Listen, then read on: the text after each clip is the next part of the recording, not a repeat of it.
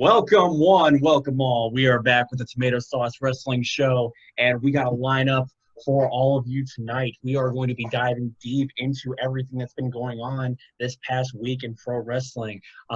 Without any further ado, welcoming back myself, Noah G. The G stands for greatness, glory, guts, and grit. And to my left here, we got Sauce to Sauce Pete Moss, returning once again for his second week in a row. Right Can I below me. modify it? I think I'm going to be the Hoss with the sauce now. Hoss with the sauce. I Makes like more that. sense. Put the sauce in tomato sauce. Absolutely. Below me, we got the simple man from No DQ. Suppose Noah that. Foster. No DQ. Noah Foster. Whoa. And then, boys, with the exception of Jack, I think we might need to give a drum roll because we have a long-awaited return. Yeah. Making his well-deserved return to the Tomato Sauce Podcast, we have Big Jack Attack, bringing it, stepping back into the ring that he deserves to be in on this show. Guys, This is awesome. I've been so stoked for this, and I'm glad that, the four of us get to just talk about this because this is going to be hot. And we've been wanting to, and I wanted to have the four of us together to talk about wrestling for a long time now. So I'm glad we're able to do this. Before we go any further, because usually I start things off with a hot topic, but this time we're going to switch it up. My boy Pete has some things he wanted to ask us. He wanted to start it off and get the discussion rolling on pro wrestling, and I'm just gonna like that promo in 2006 with the Olympic runner and then Jericho returns. If you all remember the reference I'm talking about, where the Olympic runner and Jericho makes his return. I'm gonna hand the torch off to Pete here, and we're gonna get this shit started. Yeah. Okay. So for those who didn't listen last week, we wrapped things up with our Mount Rushmore of pro wrestling, and you guys, gave a pretty in-depth, synopsis on yours, like specifically like each name and why it wasn't in there. Me personally, I kind of just listed them off and that was it. The thing about those names is that they were all men. I kind of want to give a list for women this week.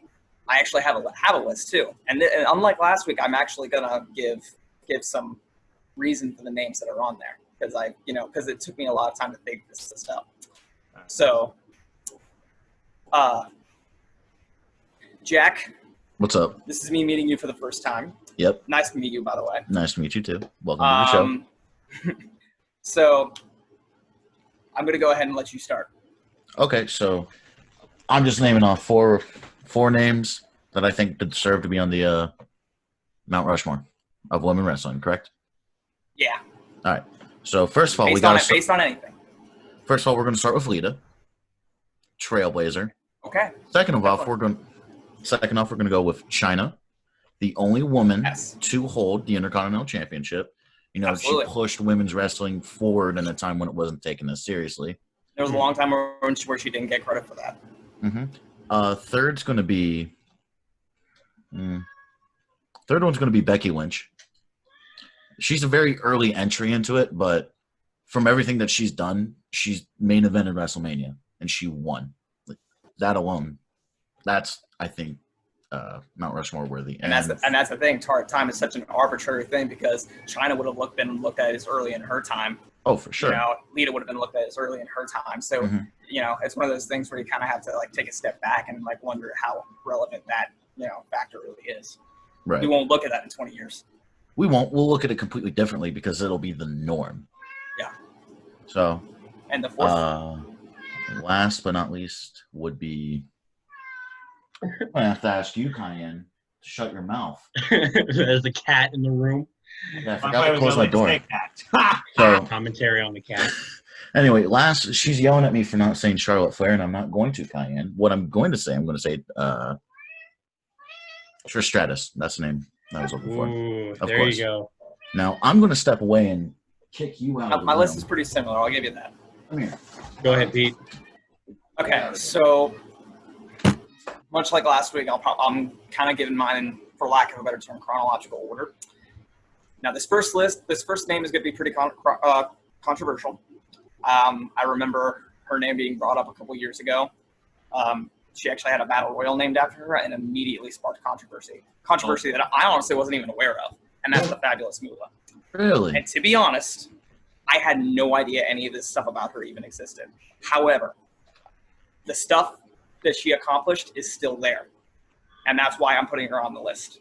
That's fair. That's absolutely fair. I'm not making this list because of morality. I'm making this list because of accomplishment, and that's that. Okay. Second name, again, China. Jack made it simple. She was a trailblazer. She did things for this business that, other women hadn't been able to do before. She held the Intercontinental Championship. She was in the Royal Rumble match. There's other women that haven't been able to do that before. She paved the way for other women to do that, like Beth Phoenix and Nia Jax, and other women who will be able to do that in the future. The third woman I'm putting in there is Trish Stratus, because she, along with Lita and along with several others, defined the Attitude Era in an era that, where women weren't getting a whole lot of props, and she helped push that division along. For a long time, she was the woman. And then the fourth one, this one was very hard. Like, when I think of all the women that I was trying to think of to put in this fourth spot, it wasn't like I'm picking this one and then fuck all the other ones. Like, it was like this. But the fourth choice was Becky Lynch. The other choices were modern day wrestlers. I will give you that. Like, Charlotte Flair was up there. I won't be popular for saying that, but she was up there. I think people overlook her in-ring skill because of the storyline she's put in. They absolutely do. It's because of her booking. Yeah, that she's so critically just judged by the fact you bury everybody. No one can get ahead because of you. Blah, blah, blah. It's overexposure at its greatest. As you get to know me more, you will get to know me for knowing full well my feelings on nepotism in the wrestling business and the fact that it is complete and utter bullshit. It doesn't exist. Right. There are so many names that I could name off that prove that. Yep. We'll get I'll go along with you on that. Anyway. The Simple Man. The Simple Man is up next. Okay. So far, but really quickly, before you go any further, notice that both that have gone thus far have mentioned Becky Lynch. Becky Lynch has made the list for both these guys.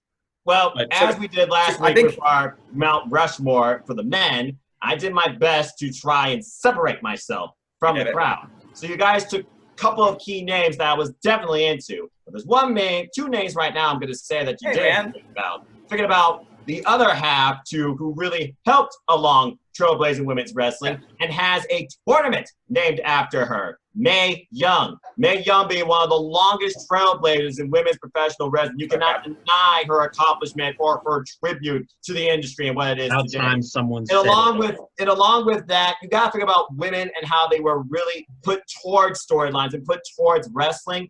I cannot leave out the real first lady of professional wrestling, Miss Elizabeth. Miss Elizabeth and the impact she had with Macho Man Randy Savage, and we got the mega powers of it, and how that real combination of her and Macho Man brought that emotional moment. Now I feel like Mr. Chip and I'm thinking about her. Time out though. Did Miss Elizabeth ever get in the ring and actually do stuff? Physically, no. But again, when you think about women in wrestling, it's not necessarily about what's just going on in the ring. Because she herself set a presence to women in wrestling that many tried to follow but could not, including there were times when I considered putting a few managers on my men's Mount Rushmore. There were times when I considered it, like Bobby. We can have a long conversation about the best managers, because coming from myself personally, and Jack can speak from experience because backyard wrestling days, I myself would be a manager if I was in the business of professional wrestling, and I air quit for it now. I mean, exactly. People have called me an analyst. People think I should be a manager or in the wrestling business. I don't think I need to do that. I'm not Paul Heyman, okay? I can't pontificate that on the spot. But anyway, trying to finish up this because I know we can keep rambling on about women in wrestling forever because we respect women in professional wrestling. And let me just say this right now. I don't look at women in wrestling just for looks. I look at women in professional wrestling for freaking wrestling. There you go. Anyway, let's see. Mae Young, Miss Elizabeth. Now moving on through, you all took a couple names already that I was thinking about. So I'm not going to say China, not going to say Leah, not going to say Trish Stratus, but I will put them as honorable mentions. When I think about women in wrestling, though, who also set the pace, I got to look at one who set the pace in a different company and still is to this day, Gail Kim. Gail Kim had a tremendous impact on the women's division in WWE, but it was never really, I think, appreciated enough. So she left. Since then, she has been a huge, huge momentum boost towards TNA Impact Wrestling, still leading today's knockouts, and I could not finish better today because of her, especially when she passed the torch off to someone that I look at from athleticism only, Pete, and that is Tessa Blanchard. With that being said, my fourth one, this is hard because you guys took Becky Lynch, and it's hard to argue about everything she did for us as fans, that we connected with her, that she went above and beyond what the medium was supposed to be and what the company wanted. The company didn't want Becky on top, okay? She made herself on top. So it's hard to go against that. But staying in the four horsewomen realm, I'm just going to say this because I feel like she's had a lot of up and downs, but she has huge momentum. She's personally my favorite out of the four horsewomen. And I still think about when she really owned her character, like a boss. My fourth is Sasha Banks. Because Sasha Banks and Bayley, they set the pace for women in professional wrestling back at NXT TakeOver of Brooklyn in what truly was a match for the ages between her and Bayley, where Bayley finally got her moment. And here those two stand today, now as women tag team champions. So there's my Mount Rushmore for you, and I'm just going to close it at that. It makes you wonder, did they nix any plans to break them up? It looked like that was what well, Vince changes on the spot. And listen, we're going to get into this because somebody, I won't say who, has made it clear that the women's tag championships are the most irrelevant and useless championships in WWE right now. And we can get it. He's shaking his head no because he knows I'm riffing him. Jack, that was before all of this dropped. Now it's great. So okay, glad to hear it. But keeping on the topic, so you guys mentioned one name that I have to put on Mount Rushmore because she started the whole damn thing, but I'm going to get into that in a minute. My Mount Rushmore. Noah, I'm glad you mentioned it earlier. Mae Young, without a doubt, she started the whole women's wrestling. I mean, it wasn't even a subject. I mean, I think she was one of the first, one of the trailblazers. She was one of the pioneers, correct? One of the very first. Got to put her on there. Two, I got to say China, because she broke the mold. So unique. She not only that, but she helped at that time build Triple H and DX, gave an essential part of DX. She should have went into the Hall of Fame by herself. Unfortunately, that didn't turn out to be the case. Why? I think we all know why. Third person I got to say is Lita, because again, the uniqueness, the difference, the ability to relate, the matches, main eventing Raw, like got for the women's championship, like unbelievable. And then the fourth, this might be the most controversial one, because without her, there would have been no women's revolution in the 2010s. There would have been no women's wrestling to what we would have saw. What was that name? Huh? What was that name you cut out just a little bit? So the third person I said was Lita. Yes, you said Lita. And then the fourth person I said it's going to be a bit controversial, because without her, there would have been no women's revolution in the 2010s. There would have been, in my opinion, the four horsewomen wouldn't have been a conceptual thing had she not, made her way from NXT onto the main roster. Had not she had the success on the main roster that she did, the four horsewomen may not have had the chance that they had. And that person, without a doubt, is Paige. Hands down. Like, she was the one that started the whole women's revolution of this decade.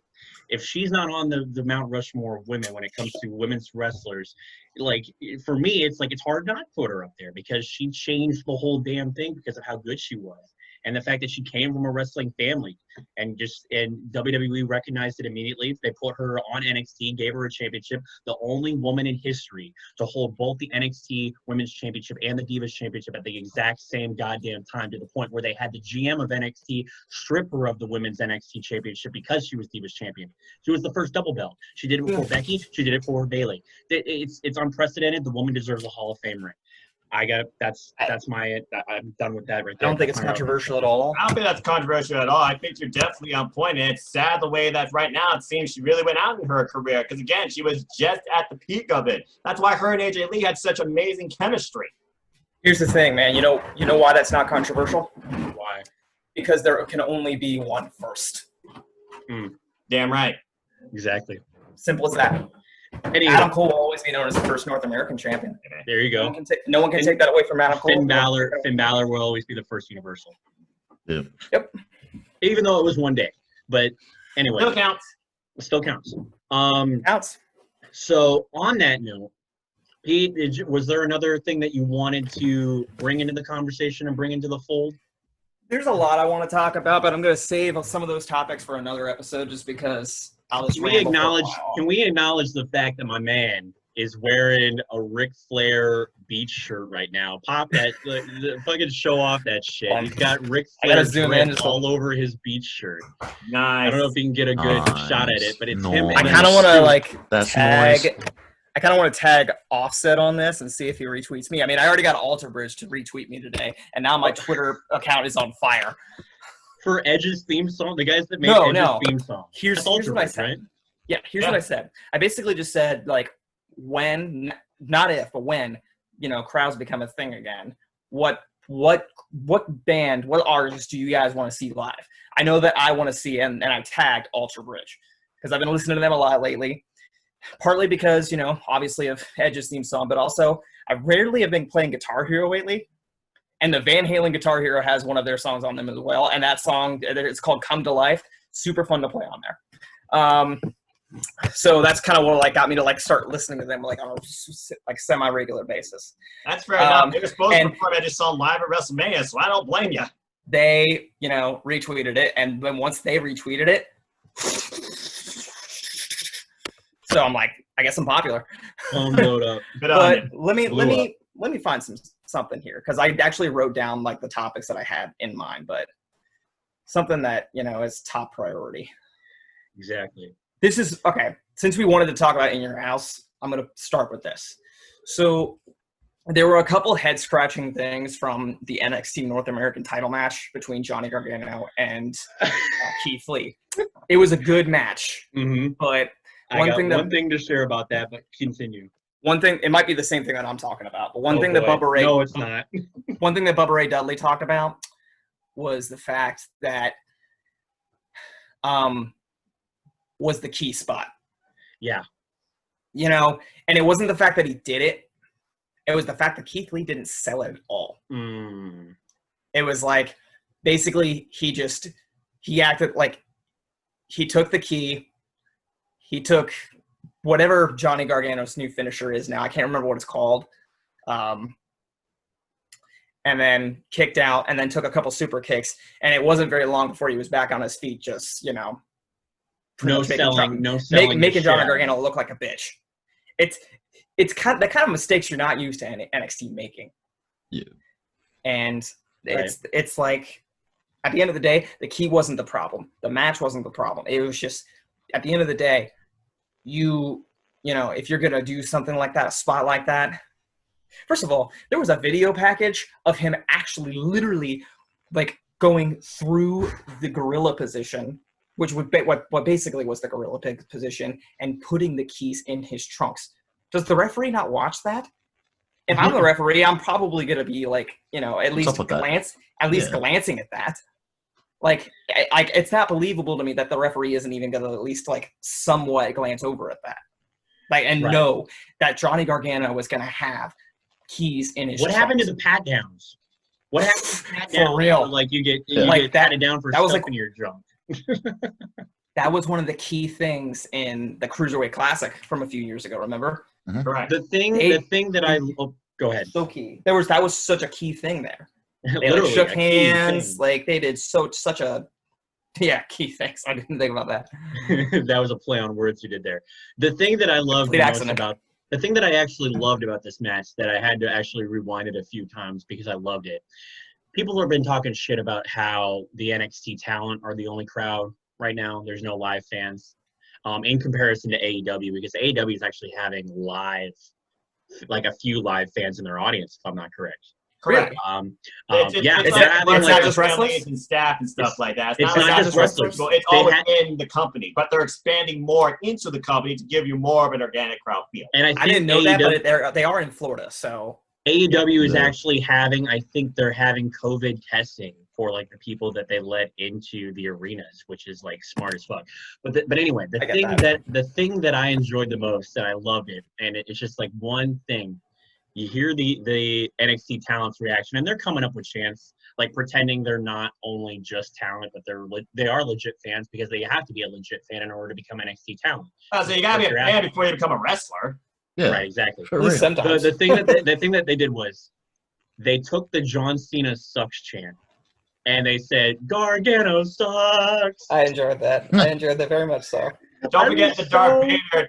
Gargano sucks, Gargano sucks, Gargano I sucks. love that shit. Is that what I they were doing? loved it. I was wondering what the They other one made was. fun of that, and to me, it's just like I just laughed my ass off and I popped because it's just like that is just it's brilliant because like now hopefully that carries on into in memoriam when the fans come back and can actually come back and for the rest of his life Johnny Gargano is still hearing Gargano sucks. Chances are he will be. Chances are it will happen. I mean, I don't see that changing. But a phenomenal heel, without a doubt. Him and Candice, great heels right Yeah. now. Love it. Like they invoke that. I remember there was an interview that WWE did with Four Horsemen back in the day, and they focused on who's the guy? Not Ric Flair, obviously, and not Arn Anderson. Who's the other guy? Tully Blanchard? Tully Yeah, Blanchard. Tully Blanchard. And they said, look, if you are a heel and you're not getting the audience to react in a way where they're just like, oh, I want these guys to get their asses kicked. Like, I want them to that's what gets you to buy a ticket because you want them to see their asses kicked. If you're not doing that as a heel, you are failing at your job. And what sucks is people forget that. Right. People like it's cool to see like your favorite wrestler, even if they're a bad guy, succeed. It's cool to want that, but at the same time, you're still like investing in the characters. And that's the Still whole a thing. that should be trying to be pushed. That really hasn't changed. Mm-hmm. But yeah, so that was one of the things I liked during that match. Now, there were a few things that I had written down in regards to my the comments that I had in regards to In Your House. I think I have them. You got some clip okay, notes. okay. Here we go. So, Damian Priest versus Finn Balor. I personally thought that match ended the wrong way. Not to say it, not to discredit Finn Balor. I think he's obviously one of the greatest performers of all time. He's phenomenal at what he does. I love his character right now. But personally, there's a part of me that thinks that they built up Damian Priest to have pulled off a victory. I personally wouldn't have minded to seeing Damian Priest get a victory over Finn Balor because it gives him more credit. It puts Damian Priest more in the title picture. It makes him more of a character. But and also it seemed like they were putting two heels up against each other. Like what was you were building up a rivalry, sure. But like Same with Walter. exactly. It's with Walter and Finn. Like I get it, you want to see the match, but like I guess It's like, is Finn Balor even a heel anymore? I don't know. I would call him like an anti-heel at this point, like anti-hero, because people, they aren't going to Which really I'm do it. cool They with still that, do the but- thing. You saw Fine, the crowd but- still act organically like it was the old Finn Balor entrance. But to go kind of off your point, Noah, the Damian Priest-Finn Balor match is more of a sleeper to me, and I think about Damian Priest's performance. When I think about everybody that performed it In Your House, he probably had the best performance of the night. You did not expect that in that match. I feel like they're trying to set up something big for him. I don't see him being like, the guy to put over other people. Because Finn Balor, he's already over, period. But as far as Damian Priest getting this win, it kind of made sense to me that he still didn't because I honestly wondered if he did get the win, what would he do with it? He has no momentum to go after the North American Championship after already losing in a title bout, and he has no momentum or beef against either Velveteen Dream or Adam Cole, baby, to try and contend for the NXT Championship. Now, as far as this loss goes, I don't see it affecting his status in NXT. I still see him staying in NXT. But honestly, he says that his name will continue to live forever in infamy. The fact he put himself in these big spots and matches, I think, goes towards his character. I think it's still just a sense of character development because he and Finn Balor had the most brutal match of the night, in my opinion. And what a spot, that steel step spot, that noise. I would disagree because the most brutal match, in my opinion, was the Karrion Kross and Tommaso Ciampa match because of that drop that Karrion Kross did on Ciampa's neck. Did you see that on the outside of the ring? Where I don't know if it was a power bomb, but it was. It was kind of like a power bomb, almost to a razor's edge position to a power bomb. And yeah, I understand what you're saying because again, Ciampa has a history of neck issues. But again, he would not be working with Karrion Kross trying to put him over if he didn't trust him to do that. So that's why I kind of didn't consider that the most brutal spot. But it was definitely the most noticeable spot. But as far as Damian Priest goes, I thought it was a very good match. I don't think it necessarily hurt him. I just don't know what's next for him. Especially since Finn Balor has been halted. Unless something's coming up that I think is going to happen. So I have a question. Oh, go ahead. About the Priest Finn Balor match. Mm-hmm. To your point, if Cameron Grimes can beat Finn Balor, why in the hell? Just on an episode of NXT TV, why in the hell can't Damian Priest? That's a very good point. To be fair, Damian Priest was the one that allowed Cameron Grimes to win. I'm not trying to discredit Cameron Grimes. I think he's got a very bright future ahead of him. And I'm a big fan of his finisher. I'm a big fan of the cave-in. I used it on 2K both this year and last. Yes, I played 2K20. You can judge me all you want. I don't care.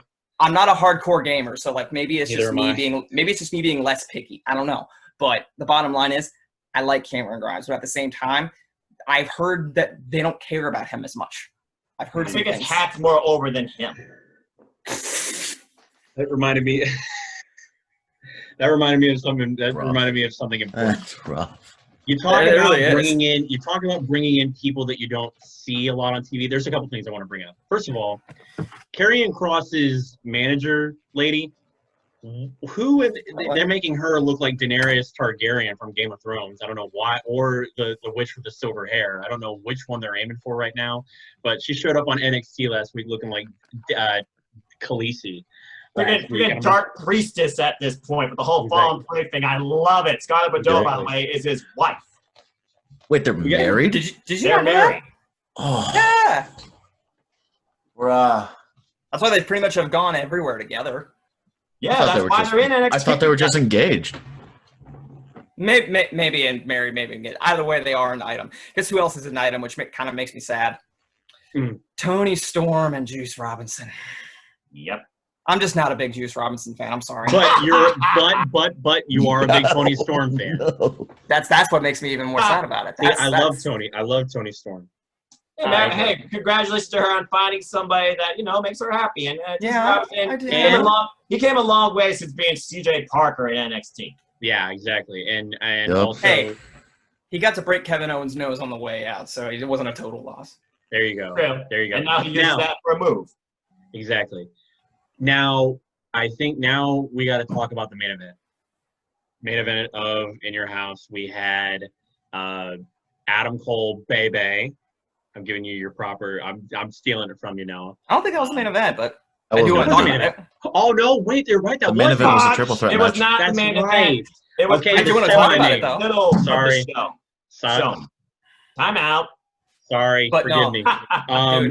Which is funny before you talk about that, though. Considering it's the NXT Championship, you would think that would be your main event, but it wasn't. Right. The second time, I believe, in TakeOver history, the women were in the main event, and honestly, all three of them truly deserved it. Also, to your point, that was the third event in a row, a third WWE event in a row where the women were the main event. SmackDown for the tag titles. We got to get into that. We have a whole thing to talk about. The women's titles, and then last night on Raw, Charlotte versus Asuka. That's That's major. No matter the name involved in all of them, that's major for women's professional wrestling that they are closing the show. Jack has some thoughts on the women's tag titles. We're going to get into that in a moment. We got to get. Why are you putting me on blast, bro? I'm putting you on blast because of what you said a couple weeks ago about the tag titles, and because there was nothing going on with them. There were no storylines, and then they're doing double storylines. I'm like, whoa, they might have listened to me. That's crazy. Maybe they did. They found our plot. You might be holding out for hope a little too much when you think about what they're doing with them at Backlash. But again, Noah, you said you would get to that. You want to try and get the main of house. So what match are we talking about? the semi-main of Adam Cole Bebe versus Velveteen Dream. Personally, for me, here's what I want. I wanted to happen was for Adam Cole to be dethroned. As much as I love him, I wanted him to lose the title because of the possibility of no members of the UE having belts. Therefore, it pushes up the possibility of them getting a main roster push. It could have happened, but they're keeping the title on him, which means they're keeping the UE in NXT, which brings up a really interesting, because Adam Cole won last night, and the style of the match, the cars around it, the lights, the lighting in the ring was kind of distracting because I felt like I was getting blinded by the lights. Yeah, I think the cameras more than anything. It wasn't really a cinematic match either. It was just a gimmick match with a lot more camera angles. The biggest thing out of the match was the cars involved in the entrances. But we saw somebody that we normally don't see on either anywhere near the main event. We saw, what's his name? Blonde hair. Dexter Loomis. We saw him in Columbus. My God, Jack and I had a conversation about him because he showed up. He showed up at the NXT show. Yeah, we saw him. He was there, and we were like, wait a minute, this guy is freaky and scary as all hell. And he showed up. I'm like, oh boy, and he drove out. He wrote some caricature of like him kidnapping the Undisputed Era last week on NXT TV. Yep. Well, he's got two of them, 2 to go. Yeah, and he drove off with them in a trunk. We have another abduction angle in NXT. There we go. We haven't even finished the first one. Let's at least finish one before we start another one. What's the first one? The masked people. The masked people kidnapping Akira Tozawa. Is that the same people who got involved in the Cruiserweight title match? Yep. Yes. Same people. So I'm watching Wild, Jack. They also. I'll admit I've been bad about keeping up with that. That's right. The question what happens when you work second shift, man? What's up? What you saying? Oh, who? What? No, Jack. I thought you were. Everybody talked at the same time, and they're like, "What?" Nothing. It's just no cutting out on my end. Oh, gotcha. Oh, okay. The question I had was in regards to the results of this match of Adam Cole winning. Wait, can you guys hear me? All right. Well, you guys froze. No. Okay, we're coming back. We're coming back. So see, I'm gonna be the only one that's moving in the pause moments anytime my internet. Gonna do one of these. Jackass. We're gonna do John Morrison without the pyro and the fan. This ain't no, listen. Be jealous. So with Adam Cole winning this match and beating Velveteen Dream, we now know that Velveteen can no longer challenge for the title now that Adam Cole is, as long as Adam Cole has it. Correct. But and I want to get everybody's opinion on this individually.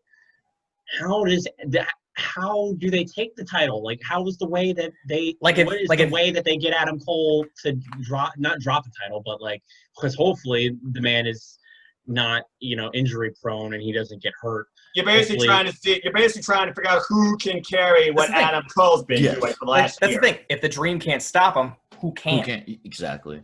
Well, I was thinking Keith Lee initially, and that's why I was thinking he was going to drop the North American title to Johnny Gargano because Keith Lee has everything he can do for NXT. He's got great mic skills. He can carry his opponent in the ring, and he's great in the ring. So I'm up for that, except one thing. Yeah. If they're going to do that, there needs to be a little bit of a space and buffer between him dropping the title and going after the NXT title because he needs to have some momentum going into it. Okay. I agree. Pete, Noah, we need to take a pause for a moment. Jack has been silent rage for like the past 30 minutes. We need to Absolutely give our boy. Sorry. You have Absolutely been not. You biting guys your are- lip, dude. I feel bad because No, we're it's fine. talking our This mouths is off. I'm enjoying this. Let me tell you Now what. I'm just I do feel chilling bad. I'm out. sorry, man. No, you're Jack, fine. if you- You're Tell fine. You what, guys have when very guys valid talk, I'll points. just be here freshly squeezed. Let me know when you're going on.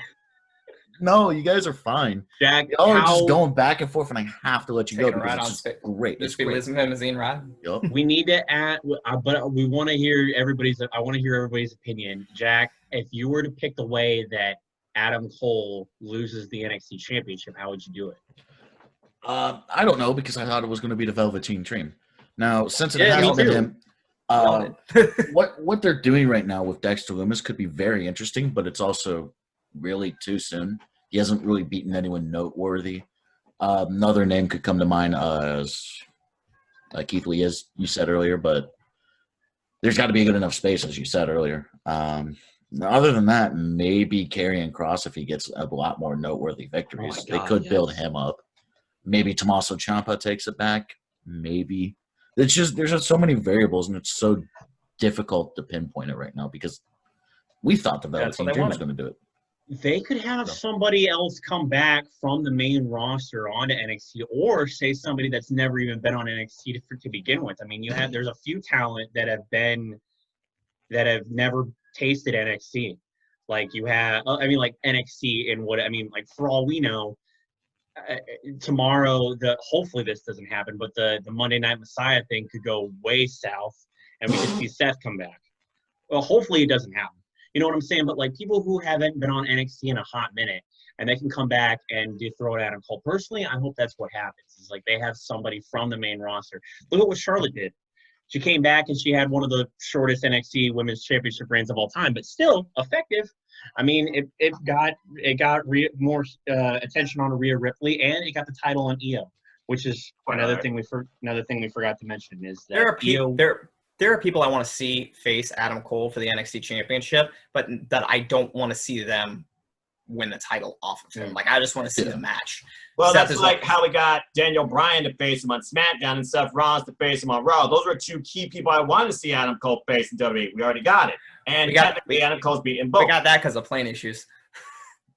Well, you know what? A miracle, I guess. I don't know. Yeah. The other one I really want to see, like I said, I don't want him to win the title off of him because he's doing pretty good on the main roster, is AJ Styles. Oh, man. That match needs to happen. Yeah. That match AJ Styles and Adam Cole. Yep. Oh my God. That is Bullet Club. That is Bullet Club, okay? I'm just saying. That's history. Yep. Yo, can you imagine? AJ Styles, Adam Cole, and Finn Balor. Can you imagine if, and that's just for me, that's like a wrestling fan's wet dream. It's like if you have literally all the indie wrestlers like that are indie-rific, like AJ Styles, Seth Rollins, Finn Balor, Daniel Bryan, like the guys who are like Adam Cole, like all the guys who are known for their indie work in one stable, and they're doing that's your dream. Doing like some NWO type shit where they're like invading the commentary, spitting on the WWE logo, spray painting shit with their name all over it. Like that's what I want, is like all the indie guys to be like, fuck the corporation and fuck like the corporate made products. We're good workers. So the thing is, they want to. There was a rumor that they did want to try to reform the Nexus in a way. Bring them back at Mania. Those were, but like there's the distinguishing factor. There's the superstars, the ones that are like get all the hype behind them and are built behind the fans, and are like popular with the crowds, but not always the good workers. And then there are the phenomenal workers who have worked the indies and traveled all over the world to hone their craft, and they're good at it. Exactly. Like, the greatest of all time, Ric Flair, traveled the world and defended the world championship. I mean, that's how you fucking do it. But anyway, before we get any further, we gotta cover the main event of Rhea Ripley and Io versus Charlotte, and Charlotte defending the title and successfully losing the title to Io, successfully losing, which I think was the right move. And absolutely. without a doubt. And I'm happy. I was so happy. That dive that she did off the top of the house was phenomenal. How was it? I think Charlotte threw Io through the window. Yeah, the so-called window. Reminiscent of when Shawn Michaels threw Marty Jannetty through the barbershop window, kind of, a little bit. I don't know if that's too much of a parallel, but do we have a medical update on Rhea Ripley? We got a plant thrown as well. A medical update on Rhea? What happened? Well, the only reason I asked that, and I'm assuming since there hasn't been anything on her that she's fine, but I'll just go ahead and say this: that last moonsault by Io. Oh my God! It did look like it landed right on top of her face. Yeah. I was like, someone stop this, because look at everybody. We got a WrestleMania end, type N with the figure 8, and out of nowhere, Io Shirai with the outside moonsault, square on the face. Now, here's the thing. Pinned Rhea for the win. Here's the thing. A big part of that probably depends majorly on what part of Io's leg landed on Rhea's head. Now, if it's her knee, we got a fucking problem. If it's more like her shin, if it's more like her shin, she probably is okay. Now, I wasn't able to see that. All I saw was Rhea's a tough cookie. Let's be honest. That's a tough woman right there. They're all tough women, to be fair. The funny thing about that was I went from on a roller coaster of emotions in that moment. I see the backflip. I see the backflip. And I see it hit Rhea's head, and I have to rewind it. I'm like, what? And I'm like, oh, my God, that looked like it hurt. And then as Io's going for the pin and she gets the 3 count, you hear Charlotte go, shit! You hear her yell, shit! And I'm like, yes. I'm like, you lost. It looked like she was like trying to like move into position so that didn't happen. Right. But like she just didn't make it in time. But what a finish. My God. Like, I mean, like, hopefully, like, as you said, Pete, like, hopefully there was no, like, huge damage done to Rhea. I think we would have known about it by now. Right. We would have heard something by now. We now. talk about it on WWE.com. So their doctors are better than that. Exactly. Yeah. Despite what CM Punk says. But Io's the champ now. Now, does this mean Charlotte stays in NXT, or do you think she's moving back up to the main roster? She said on Raw, this is what she said on Raw, but this could mean anything. Because she said that she did what she needed to do, that she elevated the NXT women's division. And she competed twice on Raw last night. The plan was originally for her to compete against Charlotte, to compete against Asuka at the beginning of the night. And then she got interrupted. And then she and Asuka got interrupted by literally everybody. Go figure. Bayley and Sasha, the Iconics, and they all just kind of got into a brawl, which ended up resulting in another triple threat tag match, which didn't even have. No, it did have a finish. I just wasn't able to watch it because cut out and was buffering nonstop. Thank you, Spectrum. And I'll do with them. But Asuka ended up making one of the Iconics tap out, and then you just see Charlotte attacking Asuka and holding up the Raw title. Go ahead. Sorry. And they did fight in the main event, obviously. Mm-hmm. And Nia Jax got involved, and Charlotte ended up beating Asuka. Now I knew it. I called it. I knew it. Robbery. That's exactly what I expected they're going to do. They're going to have Charlotte Flair versus Asuka at freaking SummerSlam. I bet you. No news has been added. Well, no news has been added as far as if Charlotte has been added to this title match this Sunday. Nah, there's no point. No, they won't. I think if they had done that, it would have been announced on Raw Talk last night because they started doing that again. Jack, but that hasn't happened yet. Well, when you heard them after the tag team match, you heard Charlotte say, "You haven't beaten me for this. You can't beat me." That kind of thing. So I think they're going to play that into maybe a SummerSlam match. Exactly. Or Autumn Slam or Winter Slam. Whenever we want. But we'll eventually see Asuka hopefully beat Charlotte and say, "Yeah, I can beat you," because that'd be such a satisfying payoff from having her undefeated streak snapped by Charlotte to not being able to beat her for anything. I get the build and everything. I get what they're trying to do with the build and everything. But, like, it just seems like it's taken forever. Maybe it'll be more satisfying that way. I don't know, but it's just like. I mean, the day that Asuka actually beats Charlotte and a title's on the line, it does seem like the ultimate satisfaction, and it proves that Charlotte is not necessarily burying everybody or putting everybody below her, because Asuka has yet to beat Charlotte one-on-one where it counts. It's like the one person Asuka can't overcome is Charlotte Flair. Definitely. Well, she's overcome Nia Jax 5 times, and we're getting that this Sunday. Right, exactly. To be honest, the payoff for it's going to be a whole lot more satisfying than whatever Bayley and Sasha Banks match we're getting. We've waited 2 years for it now. Oh, they dropped the ball on that. Big. I'm still mad about that. I will say this. Go ahead. Really, the only satisfaction I'm going to get out of it is if they do it at the Barclays Center. Go full circle and do it where it all came together. That's really the only way that I can be satisfied with it now. You can try and capture that same magic moment and energy. But let me just say this. At least women in WWE are finally being showcased quite to a degree. Even the women tag titles, which I thought should be retired years and still think they should be.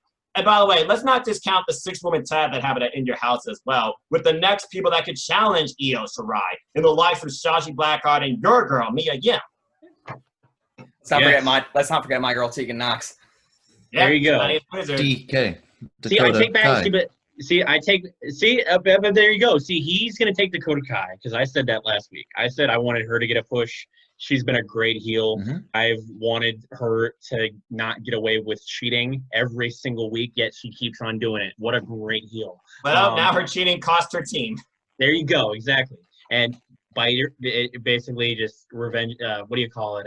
Karma's a bitch. Anyhow. I would say Mia Yim. I realized that I was watching In Your House. I said Dakota Kai last week, and I'm like, nope, sorry, I completely just slept on Mia. That woman, I think, can challenge for the NXT Women's Championship with Io. I think they'd have a great match because, if I'm not mistaken, they've had they were either fighting each other in Impact. It was Impact. It was Impact, or was it in New Japan? I saw her in Impact. I don't remember. She was in Impact. But both of them were. Did they ever fight each other in Impact? Because I thought they both were in Impact, weren't they? Wait, what names are you talking about? Mia Yim and Io and Mia. I don't think Io was ever in. Don't remember Io in Impact. Io wasn't in New Japan either. Io, from where I remember, her first Western. Yes, and she also got her her first Western experience was Lucha Underground. Oh, yeah. Lucha. That's right. Yeah, she was in Lucha Underground, and she took on Pentagon Jr. I sleep on Lucha. Yeah. Which was part of the Black Lotus Triad. Yep. Right. Okay. All right. That would be great. Now, the one thing I wanted to point out, because Noah mentioned the 6-woman tag that opened up. Oh, no. I'm sorry. The 6-woman tag from Raw. That opening sequence between Peyton Royce and Sasha, my God, that was awesome. Like, they were just trading blows and trading pinfalls. It made, the headlines on social media. They were just, trading. They were trying to go for the pinfall. Nope, countered. And then they just have that stare off where they look at each other like, I know your moves. See, that would be a great one-on-one, and that shows that both Sasha Banks and Peyton Royce, they have great potential to be a champion. I've always liked Peyton Royce out of the Iconics. Peyton Royce always, to me, felt like she could make it as a breakout star on her own. Now, here's the thing, because I want to get into talking about the tag championships, because Jack and I were talking about a few weeks ago about how about the relevancy of the tag team championships, the women's tag titles. The funny thing was the Iconics hadn't returned yet. Wait, are you there? Can everybody hear me? Yes. Yes, you got it. The relevancy of the tag team championships. So the funny thing is we were talking about that, and the Iconics hadn't returned yet. And then literally that next week on Raw, who shows up but the Iconics? The Iconics, of course. They literally heard me. Exactly. And then what's funny now is now you have Alexa and Nikki no longer champions, and you have Bayley and Sasha as the OG tag champions once again with the gold around their waist. On top of that, Bayley is the SmackDown Women's Champion. Bayley's the third woman in WWE history. Well, technically not, because he had Lay Cool way before all of them. But anyway, you had she's one of the only women in history to have 2 belts simultaneously, a tag belt and the main championship. You have that video of her like, this is so much gold. I can't carry it. Like, and they're like doing their photo shoots, pretending to cry and shit. I'm like, this is how you brought. I think they made the right move of putting the belts on Bayley and Sasha, because now you have relevancy to the tag championships again, and now they're, I don't know. It's been very interesting. Jack, your whole take on how this was the right move and your redeeming words on the tag team titles for the women? Okay, so I've been thinking about this since you've called me out on it, and it's nice to see them finally put some legitimacy behind the Iconics, but having a feud with Alexa Bliss and Nikki Cross and the Iconics would have been very interesting. Instead, we're going to get a possible rehash of WrestleMania 35, where it's correct. Without one team. Run that by me one more time, bud. Correct, Jack. Without one team, the Divas of Doom, I believe they were, Natalya and Beth Phoenix. And maybe without Nia Jax and Tamina, because they're both on separate brands now. How's that going to work? But we could see two other teams just step up and we could have the same old song and dance over again. And I don't want to see that. What I want to see is more teams stepping up to the plate, more tag teams, maybe more women being called up so we can form legitimate tag teams. I agree. So we can have a little more diversity in our tag team division. I agree with that 100%. The problem is they don't have enough teams. It's like they literally think that all they have is 3 teams. I mean, not even Carmella and Dana Brooke are good enough to be part of this. It's just so bland right now. We're going to get sick and tired of the Iconics in about a month. We're going to be like, oh, they're not doing anything. They're not even sticking around. We're going to get sick and tired of Alexa Bliss and Nikki Cross. I don't even know if the Kabuki Warriors are doing anything anymore. Nope. Not like Kylie Saint and Asuka is Kyrie's hurt again. Nope. Can we cut the shit? Can we talk about Nia Jax real quick and how she pisses everyone off? Why is she still employed? I actually do have something. I actually do have something I want to say about that. It's not everyone's going to agree with it, but I do have something I want to say about it. Go ahead. So here's my deal with it. Obviously, she's under fire. I'm not, bringing that to anyone's attention when I say that. Here's the thing. When you're in a workplace, you always have people who, rub someone the wrong way in a certain area. Obviously, this is a little bit different for obvious reasons. I don't think, and this is going to be very controversial when I say it, I don't think the obvious move automatically to jump the gun is to go straight to firing her. They had that option years ago when she first injured Becky Lynch, when she damn near almost injured Charlotte Flair, and I know she did the nastiest bumps. So my thing is, usually if it's other people, and when I say other people, I mean people that are not The Rock's cousin, because if she wasn't The Rock's cousin, she wouldn't be given so many chances. B, she'd be in developmental right now, or C, she'd have a pink slip. If it was anyone else. That's my thing. I believe that they need to be trying to make her better. I believe that they need to be taking advantage of the fact that all of their events right now are near their training facility that they spent billions of dollars trying to build, if not trillions, and trying to make her better. And I'm not saying this isn't Nia Jax's fault, because obviously it is. But at the same time, they could be doing a whole bunch of other things, trying to remedy the situation, trying to make her better, trying to see what they can do for her, because this is always a problem. When she was wrestling in NXT, she wasn't hurting people all the time. And then what happened?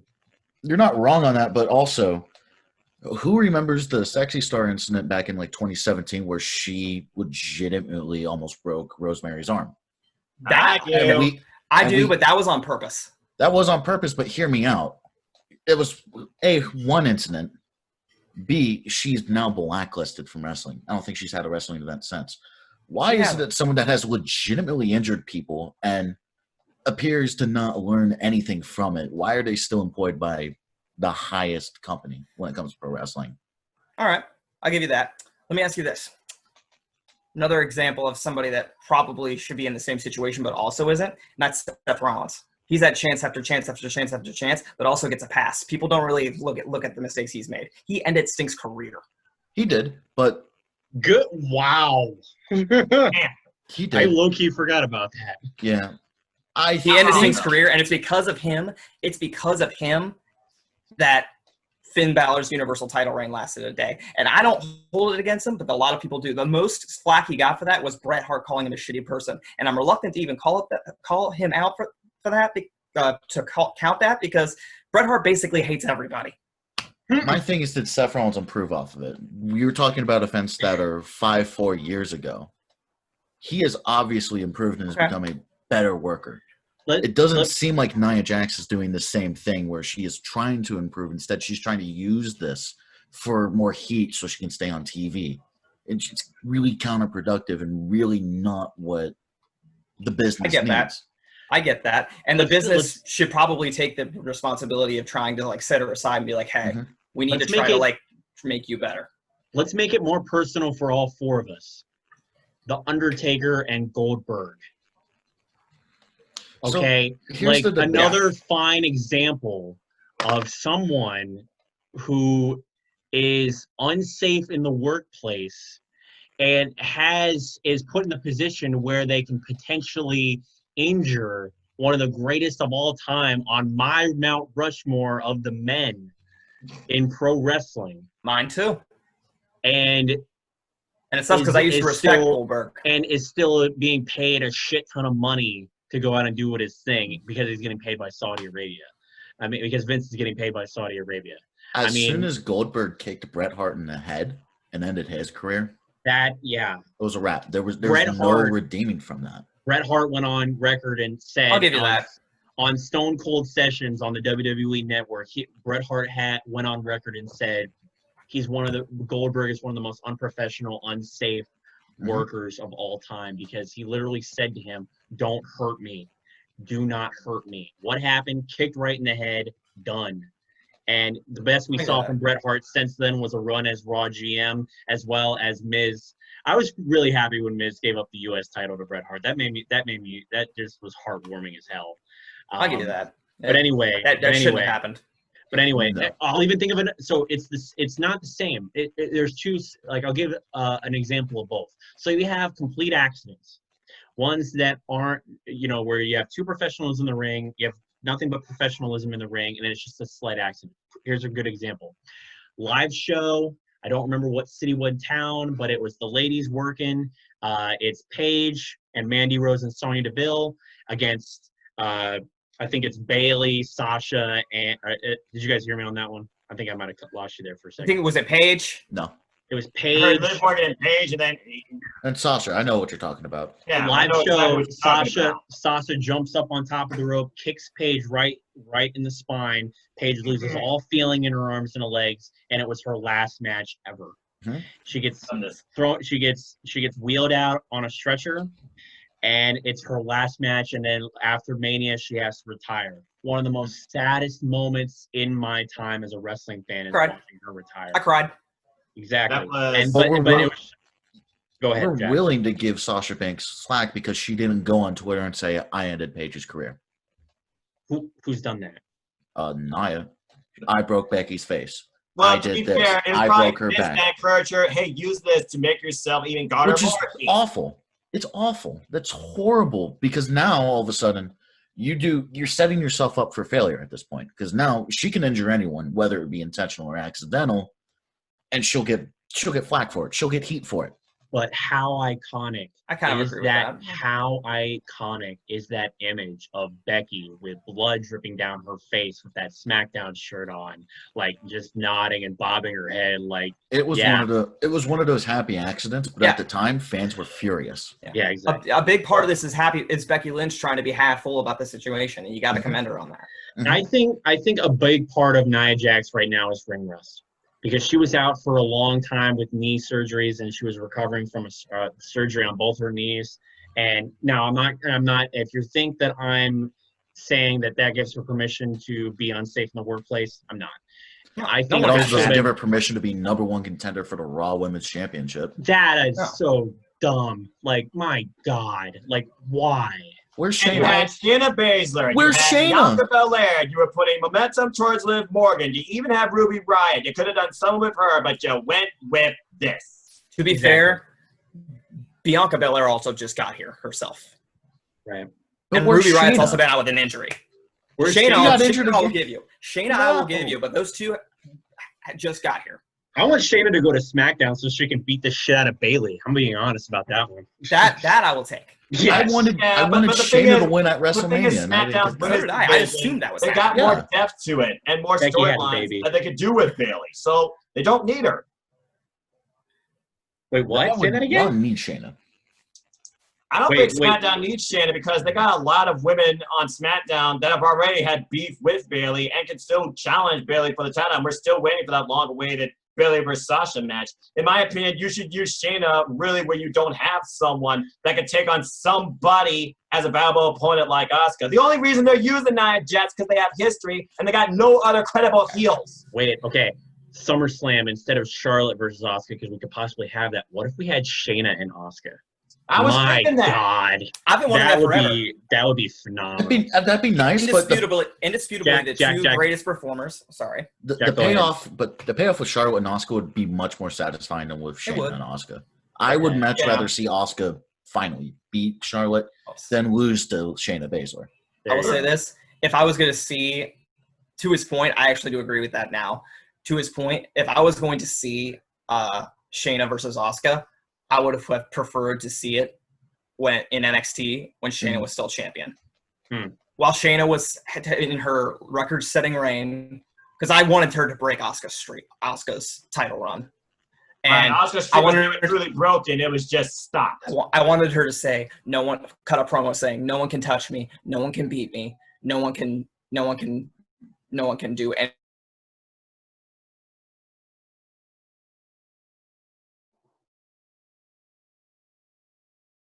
Anything that I can do, and then Asuka comes out and just says, "Take the mic down."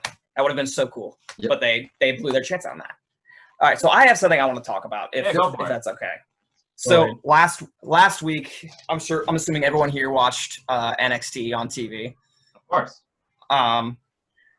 Particularly the Cruiserweight Championship match, which ended in Drake Maverick's defeat, following him receiving an NXT contract. The biggest loss became the ultimate victory for him and the fans. Yeah, that's actually not what I want to talk about. It is, but it isn't. What I want to talk about is Leo Rush's comments about what went down. I'm not sure if you know what I'm talking about, but essentially, he was not very happy about the way they went about it. Essentially, what he is saying is that they basically were making light of what is a real life situation for a lot of people. For a while, Drake Maverick included, and he didn't think he thought that was a very insensitive thing to do. I want to know what your guys' thoughts on that is. Say it again, Jack. What's the date on that? April 15th. That will The go day down.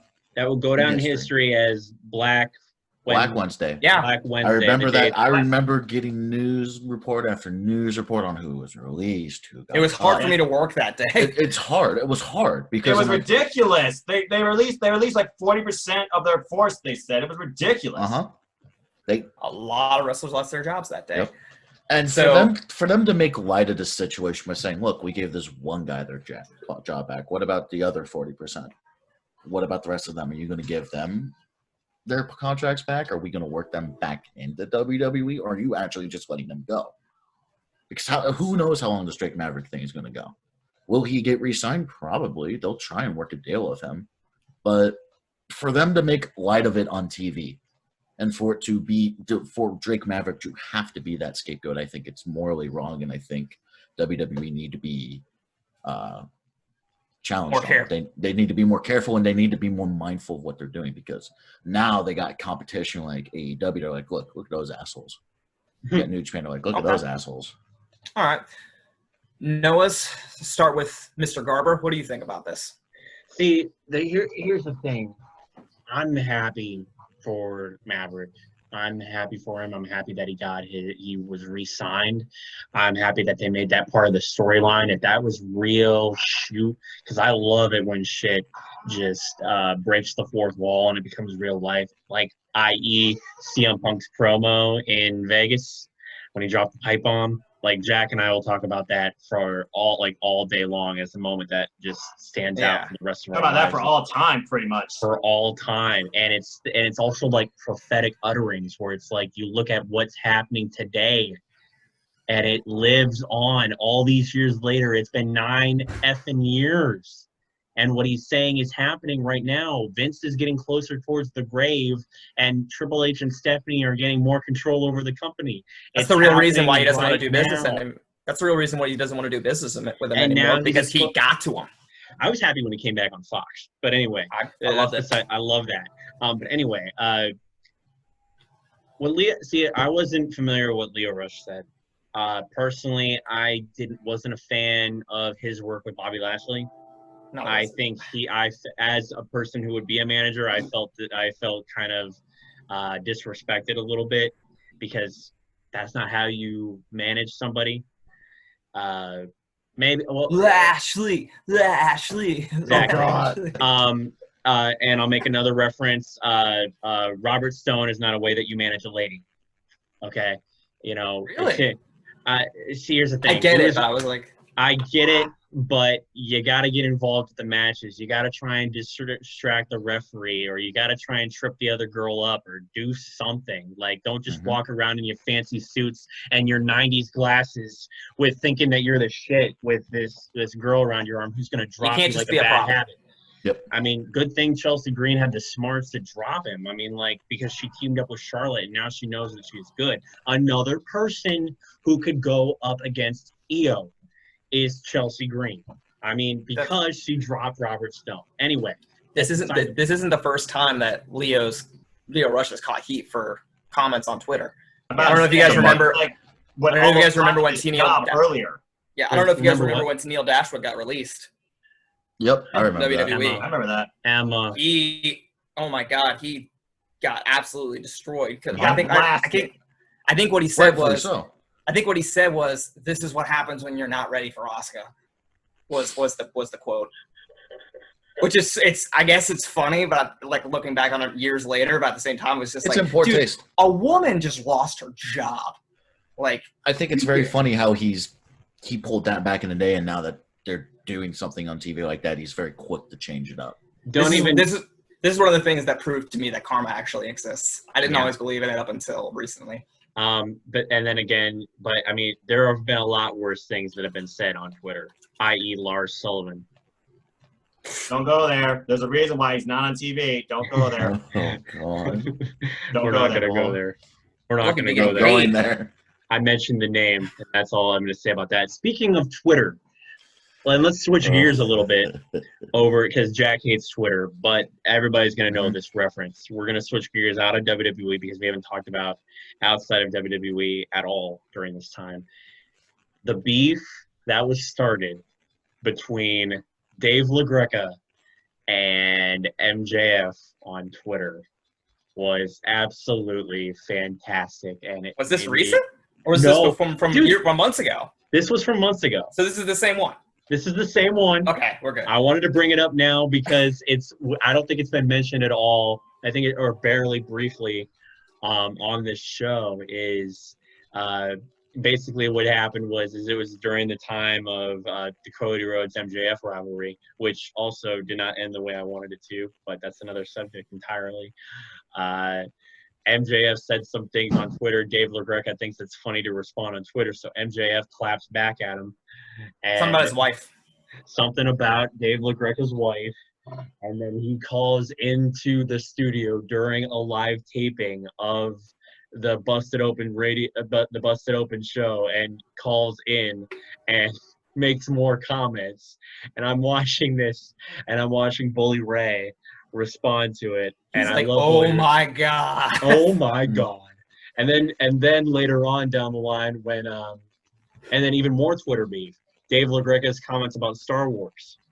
That was hilarious. Bully Ray just laughing in the background as Cody just reads him the freaking last rites to AEW. Literally bans Dave LaGreca from bans Dave LaGreca from AEW, like just because he hates Star Wars. Before the MJF, like during the MJF stuff, right before he called in, Bubba Ray Dudley actually called Dave LaGreca a pussy. I loved that. He called him a pussy live on the air, and that caused like out of frustration. I thought because I thought they were in the same room. I thought Bully and Dave were. I thought that for years. So when you hear Dave take his headset off and it like crashes against the table, I thought, oh my God, they're about to get in a fight. Like they're about to get in a fist fight. But actually they're filming from separate locations, which kind of, to me, that just made me like pop as a fan. I'm like, oh my God, this is real. No one on the show No one on the show what? No one on the show was hosted the show with him wanted to talk to him for the rest of that show. That brings up an interesting topic. Do you think, because for me, it's hard for me to question because of the wrestling business, what's like real life and what's kayfabe? Like there could have been a whole conversation where MJF was like, listen, Dave, I got this idea. I'm going to talk some shit. And then you're going to clap back at me. And then I'm going to make comments about your wife. And then you're going to come at my neck. And you're just going to be so pissed and heated. And then I'm going to call in on the show. Like, is what we're seeing and experiencing, because it's outside of what we watch on a weekly basis. It's happening on a radio show where we get most of our information about like what's really going on. Yeah. Or just opinions. Definitely.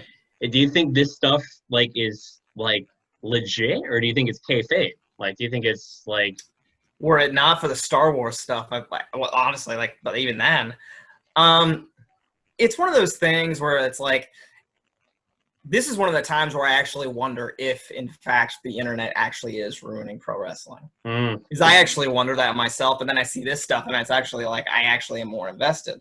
But then I look at some, every single dirt sheet on planet Earth that's like trying to spoil everything for me. Yep. And I'm like, look at your favorite show outside of pro wrestling. And if you saw like actual like dirt sheets for that, would you be okay with that? Probably not. Like if you saw that for Game of Thrones or even something like a sitcom or like The Office or something like that, you wouldn't want that. No, I wouldn't want that for any show I liked. Don't even get me started on Game of Thrones. I don't even watch Game of Thrones, but I like biggest downfalls. Game of Thrones. No, I just started singing the theme song. I love it. All right, sorry, I was distracted. You went from Drake Maverick to Game of Thrones to Busted Open. I'm just listening. I love it. He's keeping me on track. We got way off. That's sometimes what I'm doing. Jack knows from experience. We get off topic. We get off way too quickly. We get off topic. I mean, that's what you do when you talk wrestling. Because there's so many branching paths you can go at wrestling. There's so many things you can talk about. Especially this past week. Yup, this past week. I'm not gonna hold that against either or any of you gentlemen, including you, Jack. This is my list of topics. Nice. But let me go ahead and talk to you a moment here. So the Drake Maverick thing, I was really bothered by this for a number of reasons. And then I thought, is NXT just exploiting the idea he's fired? But we're going to see if he can actually win his job back. Was this the plan all the time? Just to garner viewership in what has really been a ravaged NXT roster. Think about how heavily the Cruiserweight division has played on NXT the last number of weeks. Do you honestly think before the world went into lockdown that the Cruiserweights would be that big of a focus on the NXT brand? Before that, they were only getting one match. You told a good 10, 15-minute match, but only one match. They have been the primary focus for the last several weeks, and the 205 Live brand, it's suffered for us, becoming even worse than main event at this point. The fact that brand still on is because they have a Cruiserweight division. That's like their training ground at this point. But as far as Drake Maverick being hired by the end, I thought it was a nice way to really put a nice close on this suspended belief. Because honestly, I was like, he said one more match. Okay, this is already pre-recorded. You're done. This is it. Bye. See ya. He's going to be Rockstar Spud in Impact Wrestling. But Triple H obviously in a contract now in NXT. I'm happy for that. I really am. But now I wonder what's next for Drake Maverick. He's still with the company. He still has his dream job. He's in NXT, though. That's a huge, huge ocean to deal with, okay? I don't know where he's going to fit. As far as blurring the lines between, kayfabe and reality, I felt like when you went beyond wrestling and you really attack a person's, personal interest, Star Wars, I feel like you are suspending that belief, especially with Cody again. He literally gave him the middle finger of God in his words and banned him from AEW. And to close off your thoughts about is the internet ruining wrestling? Maybe, because you're right. You think about all the other reality shows. Who's the big winner of America's Got Talent? Who's the next Bachelor? Who's going to win Survivor? Who's going to be the greatest Masked Singer ever? Who's going to win Masked Singer? Dancing with the Do not Stars. spoil none of that. And we all know that this stuff has been pre-recorded, okay? None of this crap is live, especially now. But the fact that the internet uses wrestling so much to garner attention and just, because everything's scripted, it's all like a movie, but we're going to tell you the ending. I do feel like it hurts the industry in a way, but only if you let it. Because, again, I live with notifications off. Mm-hmm. I think because of the internet, because of what we have now, it's damn near impossible. I think AEW because I can't really speak that much off of New Japan or Impact or Ring of Honor because I don't really view that much of their content. But AEW, I would say between the main two guys on the battlefield are AEW and WWE right now. Obviously. And I would say between WWE and AEW is the company where I believe personally that kayfabe still exists because the same guys that are performing in the ring are jumping on social media and they're still their characters. The only time they're themselves is behind closed doors in the hotel rooms at their own places when they're chilling with their feet up with margarita in their hands. Or on a shot of brandy. Exactly. Now, and the Universal title in their laps. And this goes all the way back to the 1970s. And Jack, I've shared this story with you. I've shared this story with Pete and Noah last week. Ricky the Dragon Steamboat tells a story about him and Ric Flair and their rivalries back in the day. They were in the middle of one of the greatest rivalries in WWE, WWF, all of pro wrestling history. And they end up meeting in a gas station, a regular bum-ass gas station, and fans are watching them. It's because they believed in what they were doing was real. They believed in the story, and it was real back then, and Ricky the Dragon Steamboat finds Ric Flair in this gas station, spins him around and says, "You pull that crap one more time, your family won't recognize you after the next match we have." And then that night, Ric Flair is having contemplations in his brain that Ricky the Dragon Steamboat is out to kill him. So he calls Ricky the Dragon Steamboat up and says, "Hey, are we good?" And Ricky's like, "Yeah, what's up? Like, we're fine. Like, what's going on?" And like nothing happened. And he's like, "You seem pissed at me." And I'm like, "That was just working in front of the fans." So I mean, like that same type of mystique and that same type of, belief about the business doesn't exist anymore. And I think it's mostly because of, I think social media is a contributing factor. Well, social media keeps everybody so connected, and it doesn't matter what platform you use. It's like you can try and showcase a different side of your personality on this platform and this platform, but you're still the same person. But honestly, when you think about, like you said, AEW, can you really imagine MJF being anything beyond what you see in interviews and on TV? No. Case in point. Biggest heel in the world right now. And he's better than you, and you know it. Mm-hmm. I don't. But I think it's almost impossible for kayfabe to be alive just because of social media, because we'll know if we what am I looking at? He got dropped. We lost Pete. Dropped. Pete, there he is. He's back. Yay! We lost Pete there for a second. Hey, but he's returned. We got him back. That's fine. Maybe. He's frozen again. He'll probably text us. All this for wanting nice access to nice weather. You are pixelated as hell right now. Yep, he's doing the John Morrison entrance back into the house. Oh, there we go. I should put up a background of John Morrison as Pyro. Yo, him returning. Ain't no make believe. Him returning back to WWE made me happy. But then we had going back to the subject of Black Wednesday and everything that's going on in the world right now. I mean, that is a dream team right there for me. This is a dream team right here, and I've expressed this to all of you. You have John Morrison, you have The Miz, you have Dolph Ziggler, and you have Zack Ryder. Those four guys, literally, that's the new four horsemen right there. Those guys would break the goddamn internet, and they have so much charisma. I don't know. See, here's the thing. They're not the big guys. They're not the most, like, the buff physical. I would say, yeah, actually, there are some of the most physically athletic guys. And They have the technique. You could put them in suits, have them show up in helicopters, and you could portray them as the new Four Horsemen. Like, those 4 guys. Okay, we're going to end it on this because we've been going for an hour and a half. Boys, we can keep going all night.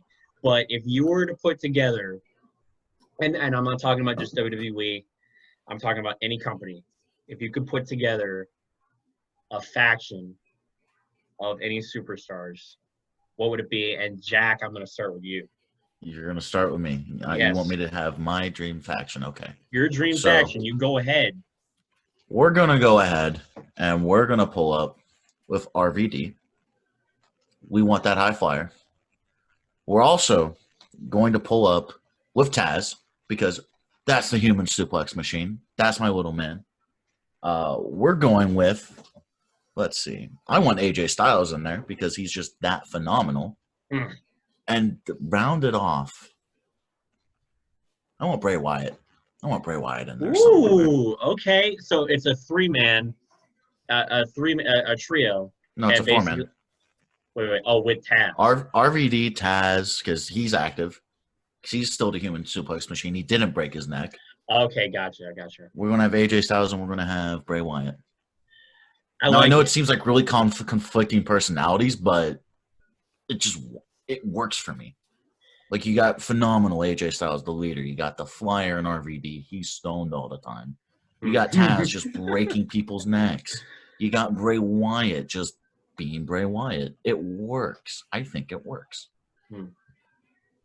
The thing that I said earlier is definitely one idea. I'll go with another one really quickly. I don't want to keep you guys from yours, Pete and Noah sharing their ideas, but here's another one that I had, and this is all from WWE right now. You take the Fiend Bray Wyatt we have right now. You take Aleister Black, and you take the Demon Finn Balor. You put all 3 of them in a group together. You have demonic darkness that can only be combated by the greatness that is the Undertaker. You have the Mystic group that just shuts the whole show down and takes all the gold and just scares the little kids into pissing their pants. I mean, like, you could do so much shit with those 3 guys in their characters. Like, at Finn Balor's the Demon, Aleister Black, the Fiend. But you got scary Halloween shit every week. And there's a group of people out there that love that.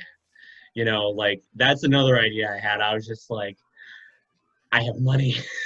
I have money. I would make money off of that one. But Noah, what if you were to create a dream faction? What would it be?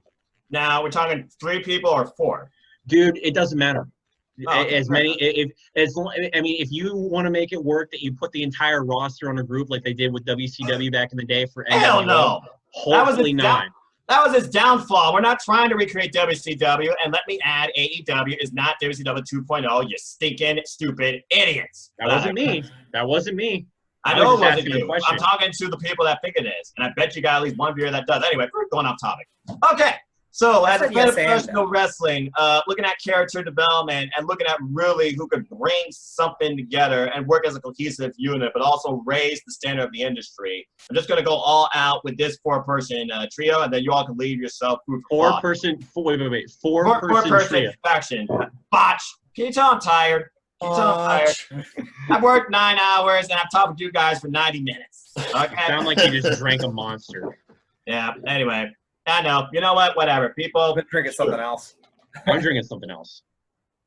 Yeah, you all do what you do. I'm going to stay straight edge. But speaking of which, that's why the person I'm going to put in. Great wrestler, great talker. He can literally bring you into this faction. CM Punk. Following that, I got to go with one of the most incredible technical wrestlers, all-time wrestlers, and another strong promo. And these 2 potentially be tag team champions in my faction. Daniel Bryan. Now, think about, you got your tag team, now you need some heavy, okay? You need some muscle. You need a real strong force. You need a real top guy, all-around, incredible athlete. Cesaro, who has yet to get the push I feel like he deserves. But this faction, I feel like, can finally put him in the upper echelon of WWE where he deserves to be. And last but not least, thinking about who could bring this entire great faction of wrestling characters, strong promo game together, and of course Cesaro can work off of that, but also who can lead by example. The go between two names, but since I am staying primarily under WWE, I will just go with this name, AJ Styles. Woo! I like that. So wait, you said CM Punk, AJ Styles, Daniel Bryan, and then who was you said there was a fourth one? Cesaro. God, that screams money, and you can put gold on all four of them. Pete, last but not least. All right. What do you got? So for me, I'm trying to think of a tag team that we can put in this. For me, I got to start with the Muscle, and I've been dancing around this for a minute now.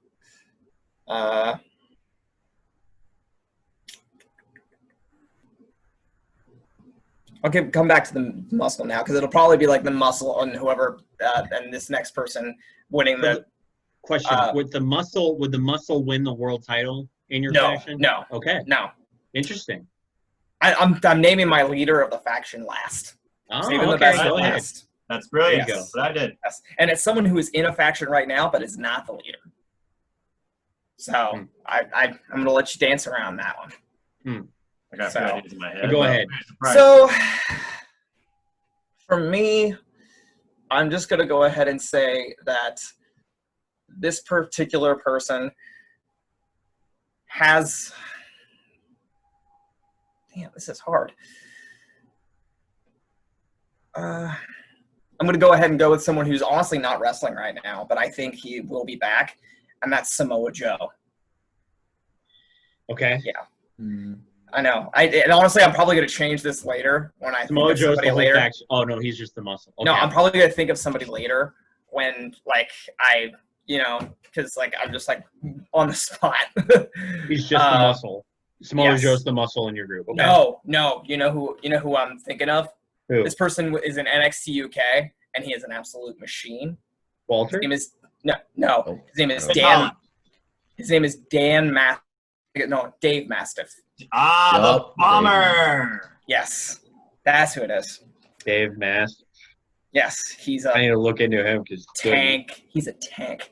And he moves like a cruiserweight, which is scary. That's Yes. how. And then the next Physics person. demands that doesn't happen. Yes. The next person. The next person I'm putting in here is going to be more than likely winning the titles with Mastiff, more than likely, and that is Murphy. And that's super ironic because the person who would more than likely win the mid card title on this is his tag team partner right now, and that's Austin Theory. I'm thinking about this a little bit differently. I know it's weird. You are high up on Austin Theory. Promising young athlete, former reigning Evolve champion, Paul Heyman guy. That's why Paul Heyman won him on Raw and believed in him and why he got signed to NXT. And now he's all day. Here's my thing. Am I high up on Austin Theory? Yes. Do I think he should be up on the main roster right now? No. I agree. No, I think he was called up because Andrade got hurt. That was exactly. It was a rush spot. Mm-hmm. Oh my God! I completely forgot that. Oh, why is he on the main roster right now? But that's the thing. Because of something that was going to eventually change. That's the thing. That's something that didn't need to happen. Like, it was a permanent solution to a temporary problem. I like him with Seth Rollins, though. I do. Him being with Seth Rollins is it's nice. It does seem like he fits better under the Messiah than his previous, manager. I will say that. Before I name the leader of this faction, I got to ask you guys a question. What's up? Do you guys think when the one member of AOP, I can't remember who it was, comes back from injury, does AOP realign with Seth Rollins? Yes, they realign like nothing happened. I have to imagine, yes, and that will make Seth Rollins even stronger. Now he's got his disciples and he got his personal bodyguards. I have to say yes. Absolutely. Yeah. They do return to him. And they're going to be called the Church. Yeah. Okay. They even do come back. So, here is my leader. And I kind of compare it to Randy Orton, where he was the young upstart blue chipper of Evolution, and then he became the prime prospect and ended up leading a couple of his own factions later down in his career. I think that's what is going to happen to this person right now, and that is Sammy Guevara. Wow. Hot take. Jack has this look on his face like, what the fuck just happened? Yeah. Really? Sammy Guevara of all people? I mean, that guy. It's going to take some time before he can do that because I think he's got some, learning to do. He's got some wardrobe issues to work out first. I mean, this guy's trunks is way too goddamn short. I mean, For real. Jesus Christ. I'm seeing too much of that kid's ass. Like, what the hell is wrong with you? Like, is this how If you you're want to garner attention, that's one way of doing it, I guess. He's trying. He's doing this because he thinks he's hot with the ladies and he wants to get with the girls all the time, but yet he thinks that's the way to go about it is showing more of your ass. No, kid. Just because Chris Jericho calls you the Spanish God does not give you permission to just wear shorter and shorter trunks. Dude, I do not want to see this on my television screen. I think he also needs to understand that he can't sing. Yes. Exactly. Don't get Sell like started with that. Don't You get me can started. sell, though. You saw him got hit by a car, and you believed he was really hit with a car. Oh, my God. Yes. He is an amazing seller. I will definitely give him that. But I don't believe him. I don't. If you told me that, if you said it was Dolph Ziggler as your leader, I still wouldn't believe it because I just don't see it with them. I don't see leadership quality in Sammy Guevara, and I don't see it in Dolph Ziggler. I see them as really good athletes. I'll give them that, but I don't see them leader. They're good workers. Right. Well, like I said, it's one of those things where it's one of those things where I'm not pitching Sammy Guevara now as the leader. Oh no, I'm more pitching Sammy Guevara like 5 to 10 years from now as leader. Like I wouldn't be, if I was to pitch Randy Orton as a leader of a faction, I wouldn't be pitching the Randy Orton that won the World Heavyweight Championship from Chris Benoit. No. Or beat Mick Foley in a hardcore Don't even match. get this guy started on Chris Benoit. Oh my God. That's a name. That's a dark name. He's going. Jack he's shaking My his FBI head. No. agent's calling me. You said the name. You said the name, Pete. You triggered him. Let me backtrack. Beep, beep, beep, beep, beep, beep. Did I leave? Sorry. You didn't say it. You didn't say it. You didn't say it. I'll be I right. didn't say it. No, He's gone. He's gone. My fellow Americans, I did not say that name. But I mean, like, this is an interesting topic because it's like we don't know what they're gonna be like 5 years from now. Noah, you can come back now. I give you permission to reappear. Okay, very good. I'm done mentioning that name. Because but I think that there are some people that won't get the recognition that they deserve. And I'll let that I'll leave that one alone. Just like there'll be people that won't get the recognition that they do deserve because the people that speak for them don't want it anymore. Right. AKA Owen Hart. Exactly. If another idea of mine that I wish I would have done, take away. Remember Edge and La Familia? Yes.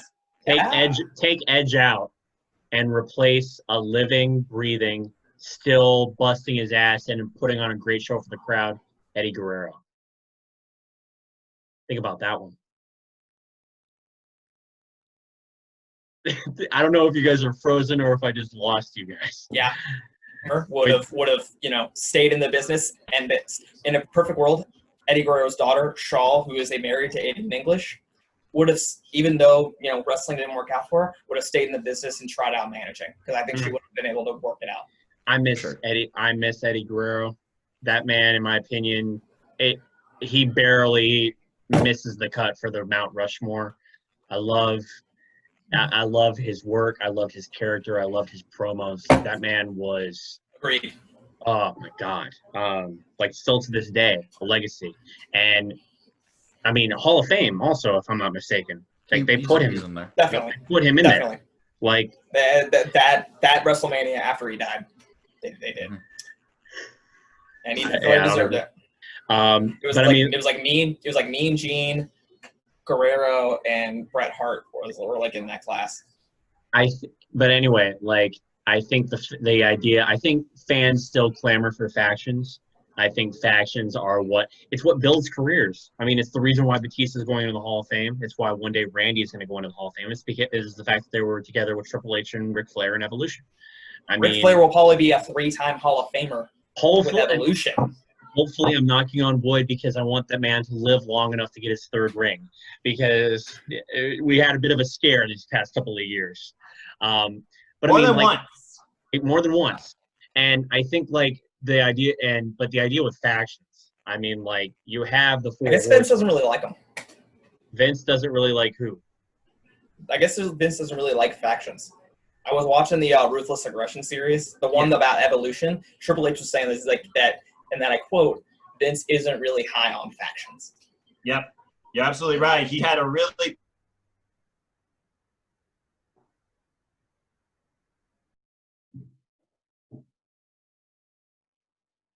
pushed the idea, and Vince has finally just caved in for some reason. People assume that just because Vince that is related to this person, he's always going to be like, okay, we'll do that. Yeah. Stubbornness is stubbornness. Yep. Stubbornness is stubbornness. But we can keep going on and on about this. One of the things that I wish I would have seen was you would get Eddie Guerrero, Rey Mysterio. There's one guy who's been in the business who's from the Lucha Underground or from Mexico, who I won't name, who I wouldn't even include in my faction. You know who I'm talking about, former WWE World Heavyweight Champion. Don't mention his name. You know who I'm talking about. Slick back, black hair, wore a white scarf, drove out in sports cars. I hate that son of a bitch. I would say. You know what I'm talking about now. Somehow Vince actually wanted him back. No. Did you guys? Okay, I don't even want to open up that other can of worms. He went on Twitter and said some ugly things about Paige. I won't even get started about that. He also was charged with actual domestic abuse recently after the shitty things about Paige. Mm-hmm. We're done. Yeah. We're not talking about it no more. Just recently. You will remain nameless. Okay. Rey Mysterio. Go ahead. I have one last thing I want to talk about because I know we've been going on for a while. Not that I don't love talking to y'all. Not that I don't love talking to y'all. So let's pretend for a second that all the pandemic stuff isn't going on right now, because I think that it's going to make this topic a whole lot more fun to have. Let's say tomorrow, everybody's going to be able to go back to doing what they're doing, and crowds in full are going to be able to go back to doing what they're doing. So obviously, the Royal Rumble the past couple years has been going on in baseball stadium-like crowds. It's made for a lot more fun, fuller atmospheres, but they've had to do it fuller down south, because it's been warmer crowds. And what that means is that there's less options as far as to where you can do it. A couple of years ago, they had to go to Philly, but they had to do it at the arena because the Royal Rumble was in January. Here's the thing about January. Up here, it's cold. It's cold. It's real cold. So what I want to ask you guys is, do you think that they could do the baseball stadium thing for SummerSlam? Because it's baseball season. Baseball season is going on. I don't think they could. You don't think they could? No, I don't. You don't think they could? I don't know if they'd be able to. I don't know if they'd be able to negotiate a deal with a specific team to say, look, is it possible that far enough in advance? Far enough in advance, because I don't know. We don't really know when the MLB gets their schedule. We know WWE schedule because we've been around it for so long. That's the only thing that sucks with the Royal Rumble. That's the only with going to baseball stadiums and everything. There are less stadiums that they can go to, because I don't know how many teams off the top of my head are down south or in warmer climates, but if they were able to actually pull that off with SummerSlam, that field is wide the fuck open. And not only would they be able to do it, cities would want that. They'd want that. Because cities want WrestleMania, but if cities want WrestleMania, they'll want the Royal Rumble too. So are we pretending that the pandemic did not happen, or has it dropped completely? Just for sake of this conversation right now, I am. Oh, okay, so the pandemic is freshly done. I don't think they would. And here's why. People are going to be paranoid. to go outside. There's going to be a lot of paranoia. They're not going to go. They don't want to go out. They don't want to interact with people because they don't know any better. They haven't seen anything like this. Oh yeah, that's happening right now. Yes, I've seen that as we speak. Even if you tell people, no, this is all done, we're good with it, there's still going to be people who are like, no, I don't trust that. I'm still going to stay inside. I'm still not going to go outside. Yep. Right. So Definitely. that's my hot take. I don't think anyone would be clamoring to like, oh, let's get these guys that are definitely sanitized and clear to go in the stadium where we don't know if it's clean or sanitized at all. So like, I will admit, one thing that I've always like ever since they started like going to more baseball stadiums and everything for like the Rumble, the idea of doing that for SummerSlam came up to my attention. This is like years before the pandemic happened. Mm-hmm.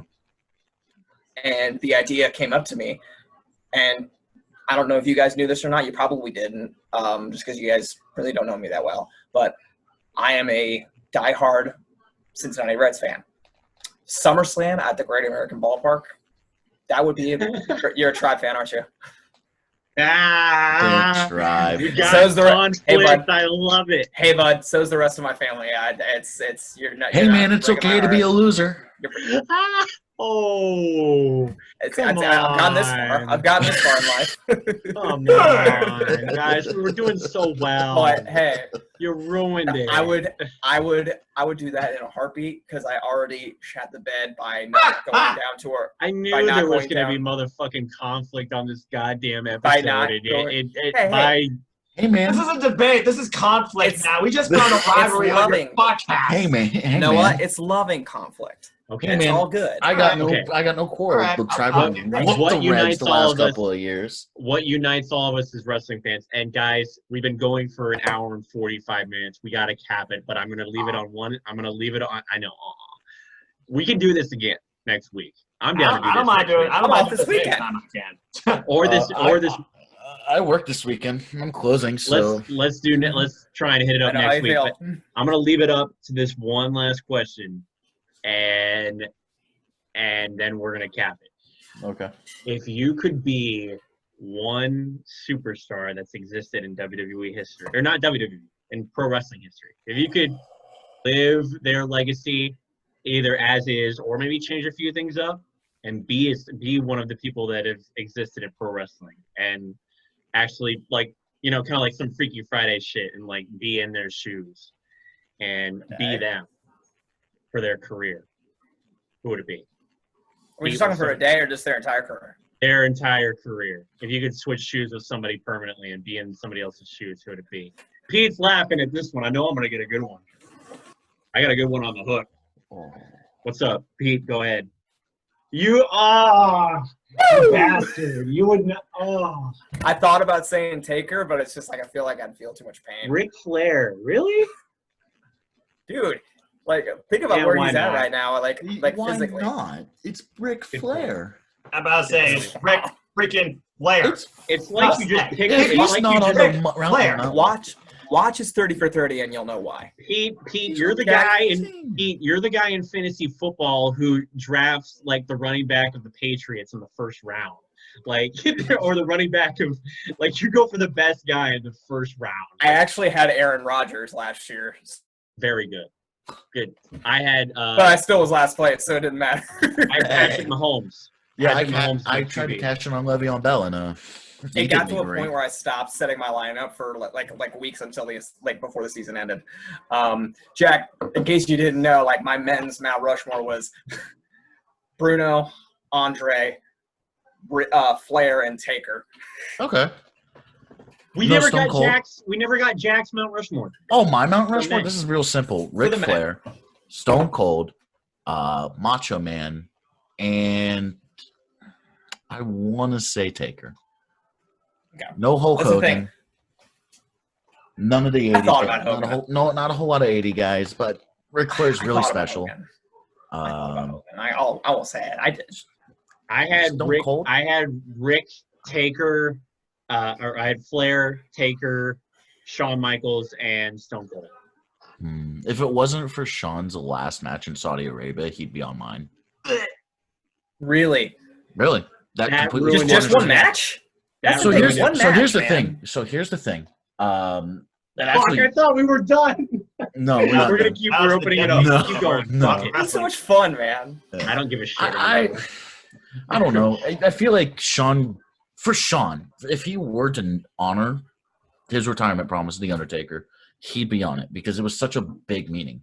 We already saw Ric Flair squander it, but we still put him in the Mount Rushmore. So Sean doesn't need to He go. went to TNA. That doesn't count. And we try to They pretend that say doesn't he went there happen. for the money too. So I mean, No. whatever. So- Here's the thing, like, when it came to mine, like, it was simply the guys that, like, I think of everything that, like, you know, should be brought to the table when it comes to pro wrestling or sports entertainment, whichever you want to call it. I've never really thought of a difference between the terms. And I felt like those are the guys that encompass all of it. The Undertaker brought the theatrics. Mhm. Bruno brought the box office. He had Madison Square Garden by the balls. Noah's just cracking me up because he's changing backgrounds right now. He's playing background roulette right now. It is. What? He's not saying anything, and he's just like, Hey, man, just let him be, Like, man. Just let him Ric be, man. Flair, you know, obviously his pro wrestling credibility speaks for itself. And Mm-hmm. then Andre, I think he was the original attraction of pro wrestling. I don't know if you've ever watched his HBO documentary. I've But, seen bits and pieces, but when I think of a Mount Rushmore, I'm thinking of who had the biggest impact when it comes to pro wrestling. Who really influenced pro wrestling and changed it to the way it was today? First And inductee into the Hall of Fame was Andre. Like, no one will ever be the able first to take person that away was, from him. but I'm thinking Stone Cold, how he saved WWE, yes. how he carried the company, and And how he he's made the created. most money. He's made the most money. I'm Still thinking the most Macho over, Man. too. Most over. Yep.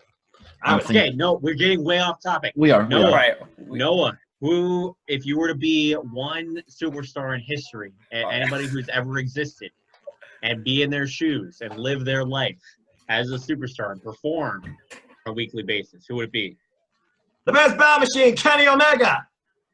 Woo! Hey, not bad. Hmm. Not a bad pick.